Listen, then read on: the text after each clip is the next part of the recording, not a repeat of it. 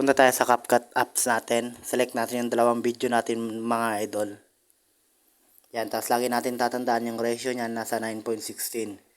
Tapos yung second video natin mga idol, tap natin yan, tapos click natin yung overlay, drag natin sa harapan. Yan mga idol, pag okay na, click nyo yung second layer, tapos hanapin natin yung mask.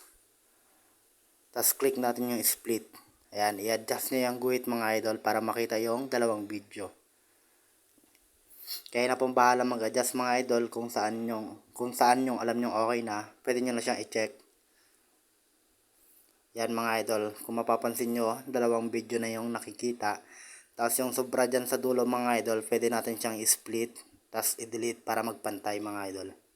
Click natin yung first video, tapos split at delete. Tapos pag okay na mga idol, pwede na natin siyang i-export. Ayun lang mga idol, sana nakatulong itong video sa inyo. Paki-share na lang mga idol para marami pong makaalam. At huwag nyo pong kalimutan mag-follow. Marami pong salamat.